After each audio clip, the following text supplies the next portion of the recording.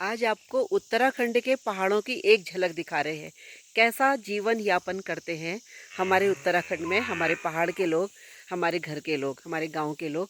मेरा अपना गांव है उत्तराखंड में। ये देखिए गौशाला है, यहाँ पर गाय बंधी है, उसकी बच्चियाँ है।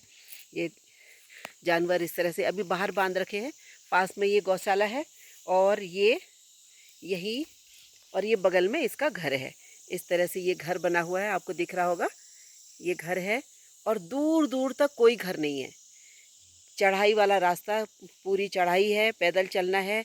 और आपको दूर ये घर दिख रहा होगा, एक घर दिख रहा है आपको राइट साइड में। देखिए एक घर दिख रहा है, फिर उसके लेफ्ट में दूसरे घर की दूरी जो है कम से कम 2 से 3 किलोमीटर दूर, चढ़ाई और उतराई, इतनी इतनी दूरी पर लोगों के घर बने हुए हैं और अलग अलग पहाड़ियों पर बने हुए हैं।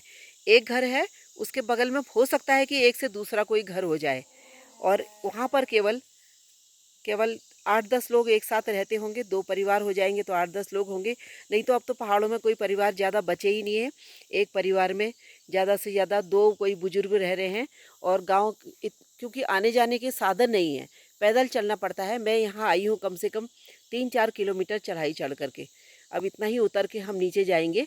और ऐसे ही बच्चों की पढ़ाई के लिए लोग पास के जो थोड़े से छोटे मोटे शहर हैं, छोटे से कस्बे हैं, वहाँ चले जाते हैं अपने बच्चों को पढ़ाने के लिए। अधिकतर लोग हल्द्वानी की तरफ को आ गए हैं, वहाँ उन्होंने घर बना लिया है। लोगों का पलायन हो चुका है क्योंकि रोडों की सुविधा नहीं है, स्कूल की इतनी अच्छी सुविधाएं नहीं है। घर दूर दूर बने होते हैं, बड़ी दूरी दूरी पर बने हैं। ये देखिए एक घर इतनी दूर है, दूसरा इतनी दूर है। और ये लेकिन यहाँ आकर इतना शांति मिल रही है, असीम शांति का अनुभव हो रहा है। ये देखिए इनके पॉली हाउस बने हुए हैं नीचे। हालांकि गवर्नमेंट ने बहुत सारी सुविधाएं दे रखी हैं, निःशुल्क शौचालय दे रखा है, पानी की टंकी दे रखी है, पॉली हाउसेस की भी व्यवस्था करी गई है, यहाँ पर गवर्नमेंट की ओर से एड मिली है इस तरह से। लेकिन फिर भी जीवन बहुत कठिन है। जो इतना चल पाते हैं, इतना चल पा रहे हैं, अगर कोई अगर बीमार हो जाए, उसको अगर नीचे शहर में जाना है जहाँ से गाड़ी मिलेगी, तो कम से कम 4-5 किलोमीटर चल के जाना पड़ेगा। अब कुछ पगडंडियाँ ऐसी बना दी हैं जहाँ से बाइक वगैरह जा सकती हैं, लेकिन तब भी बड़ी मुश्किल है लोगों के लिए। इसलिए लोग यहाँ पर रहना नहीं चाहते हैं। बाकी फल फूल आदि के लिए, फूलों के लिए, फलों के लिए, सब्जियों के लिए काफ़ी अच्छी जगह है। कुछ अपने हिसाब का सब कुछ। सर्दियों में यहाँ बर्फ़ गिरती है तो जीवन थोड़ा और कठिन हो जाता है। बस सुंदरता के लिए तो स्वर्ग है, एक मिनी स्विट्ज़रलैंड जिसको कहा जा सकता है। इतना सुंदर है उत्तराखंड में। जिला चंपावत का खेती खान गाँव, खेती खान के पास गोसनी गांव है। इसको मिनी स्विट्ज़रलैंड भी कहा जाता है, इतना सुंदर है। पर यहाँ सुविधाएं नहीं है। ये मैंने आपको एक झलक दिखाई थोड़ी सी। इस तरह से ये देखिए, ये है फूलों की भी, फूल भी बड़े सुंदर सुंदर हैं। ये ककड़ी की बेल लगी है, इसमें छोटी छोटी ककड़ियाँ लग रही हैं।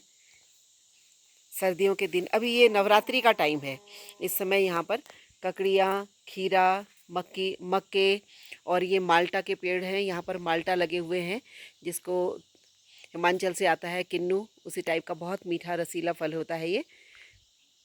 संतरे, माल्टा ये सब खूब लगे हैं। उधर किसी ने केले भी लगा रखे हैं, केले के पेड़ भी हैं। सारी सुविधाएं लोगों ने यहाँ पर जुटा रखी है, लेकिन बच्चों की पढ़ाई की सुविधा नहीं है, एजुकेशन नहीं है और हॉस्पिटल की व्यवस्था नहीं है। रोड नहीं बनी है जगह जगह तक। अगर छोटी छोटी गाड़ियों के आने की भी रोड बन जाती तो सुविधा होती। और इतनी दूर दूर लोगों के घर बने हुए हैं तो लोगों को बहुत कठिन जीवन है। बड़ी दूर दूर से जंगलों से घास के गट्ठर लाते हैं, काट करके घास को लाते हैं। और आजकल घास की कटाई चल रही है, उसको सुखा करके फिर रख दिया जाता है सर्दियों में, जिन दिनों बर्फ़ गिरती है उन दिनों के लिए। उसको सुखा करके फिर बर्फ़ गिरती है तब के लिए रख दिया जाता है, जिससे कि साल भर 2-4 महीना लगातार जब तक घास की सुविधा नहीं रहती है फिर इन जानवरों को खिलाया जाएगा। और इसी तरह से सब्जियों को सुखा के रख दिया जाता है। अब तो खैर इतनी परेशानी नहीं है, नीचे शहर में जा कर के सब्जियां खरीद सकते हैं। पहले तो ये भी नहीं मिलता था, बड़ी दूर दूर तक शहर छोटी मोटी दुकानें नहीं होती थी।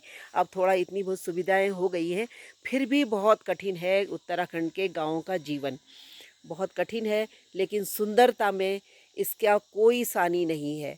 इतनी सुंदर जगह है, देख के मन बड़ा दुखी हो रहा है कि इतनी सुंदर जगह सुविधाओं के अभाव में ऐसी ही पड़ी हुई है। देवदार के पेड़ हैं और अभी तो बादल लगे हुए हैं, यहाँ से पूरी हिमालय की श्रृंखला दिखती है। ये देखिए देवदार के पेड़ हैं, उसके बाद अभी बादल लगे हुए हैं, वरना पूरी हिमालय की सफ़ेद चांदी सी पूरी श्रृंखला दिखती है और बहुत सुंदर लगता है। सुबह उसका सूर्योदय भी बहुत अच्छा लगता है। इस समय थोड़ा सा बादल लगे हैं, बरसात के बाद का समय है। सर्दियों में एकदम साफ रहता है अधिकतर, तो बहुत सुंदर दृश्य देखने को मिलता है। ईश्वर की सारी कृपा यहाँ बरस रही है, सिर्फ सुविधाएं नहीं हैं मेरे उत्तराखंड के गांव में।